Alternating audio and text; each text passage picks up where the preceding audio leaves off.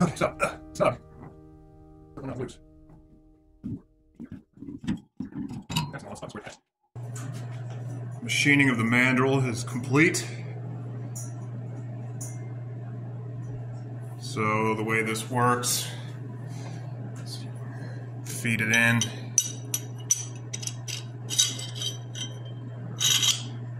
To the bolt bore raceway, and then simply screw it in. Probably gonna have to hold that in the vise because the threads are a little on the tight side, but being a mandrel to accurize the face of this, that's fortuitous. So we'll get this installed in the lathe, and we'll show you how we face off these old military receivers. Give them a fresh face, a square shoulder, and a fresh surface for the barrel to torque onto. So in preparation for the new barrel, this will be the next step. Alright, before we cut anything, I never really did get a good shot of the receiver face. See if I can get into macro here. Oh, yeah, that's good. So, you can see some dings. A stamped, looks like SN. Weird. Dings and dents, and yeah, just not a very good flat surface. So we're going to fix that.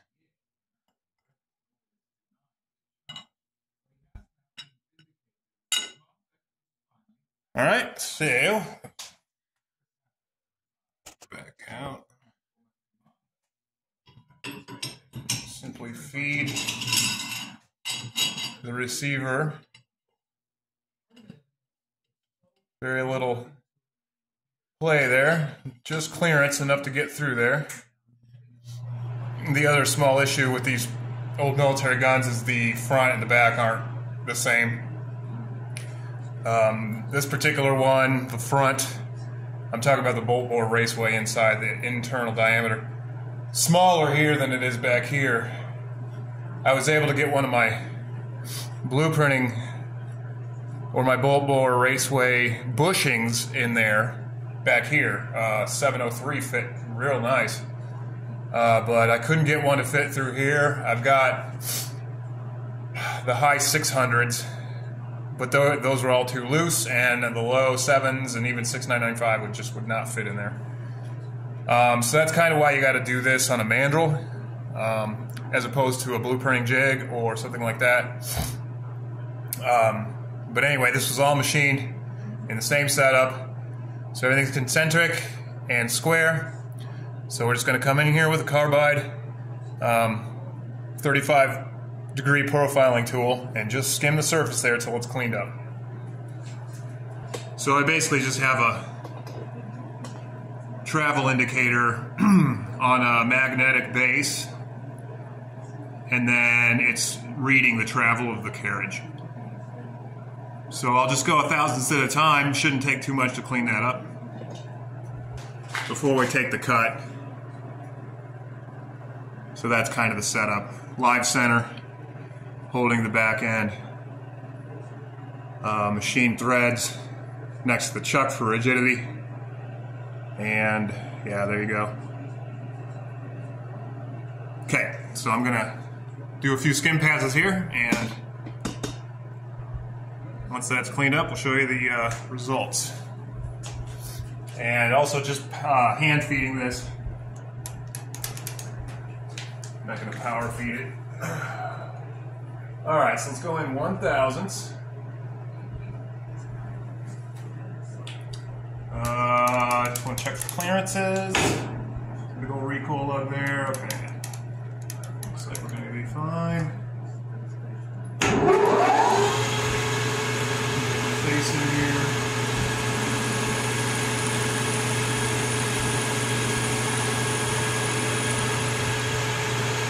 Okay, that looks actually pretty good. I'm going to do one more 1,000ths and pull out.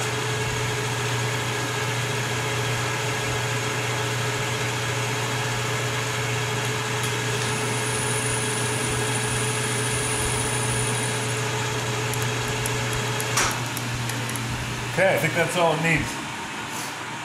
Very minimal cuts here. We don't want it to hog off the material. Just enough to clean it up, make it square. So, yeah, that's kind of a weird angle, but I think,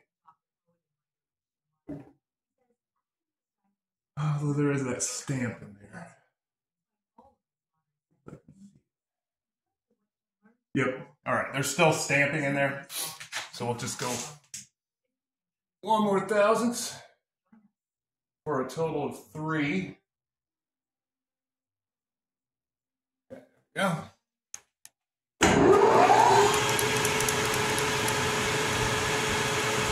Nice even feed, nice even cut.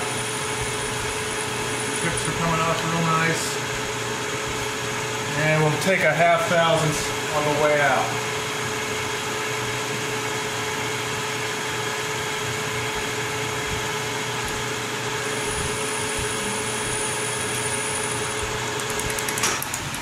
All right, that ought to do it.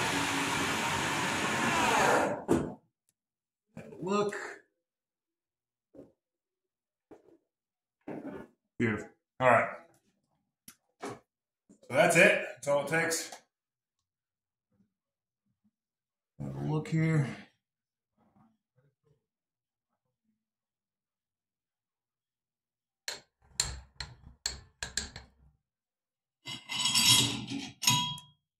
Oh yeah.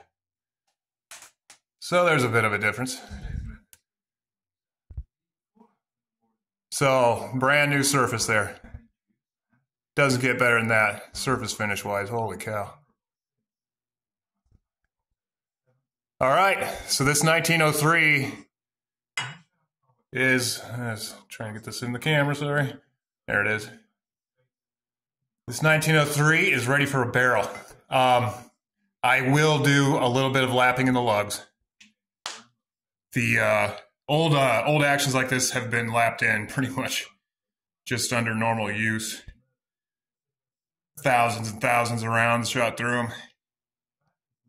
In some cases, hundreds of thousands. So I'm just going to check contact with a Sharpie marker technique. Just if we're contacting good enough, then I'm just going to skip that part. But if it needs lapped in, we'll lap them in.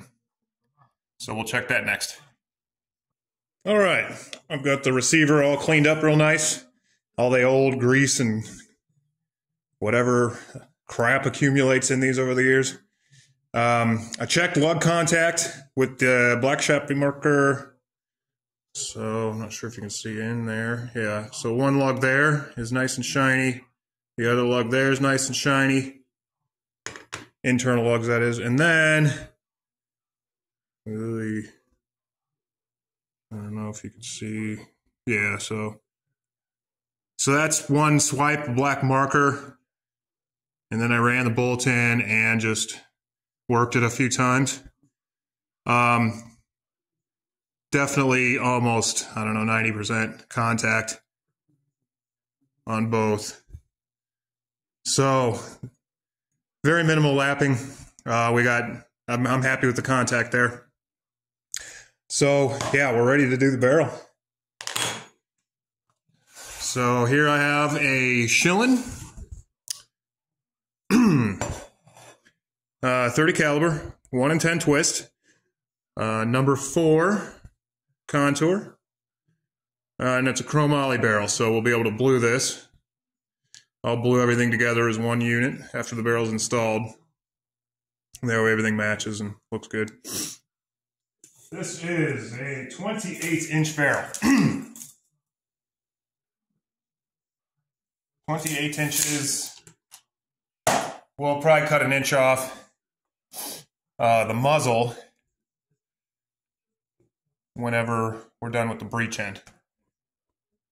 I always like to cut off the stamping, so I'll just cut, you know, a little sliver off, and I give it to the customer. I don't know if they care. Sometimes guys like it as a keepsake or positive way to make sure you know what your barrel is, because they stamp the twist rate on there and whatnot. So we'll get this installed, part off this little sliver, recenter everything, get it running true, and do all the machining for the breech end. So stay tuned.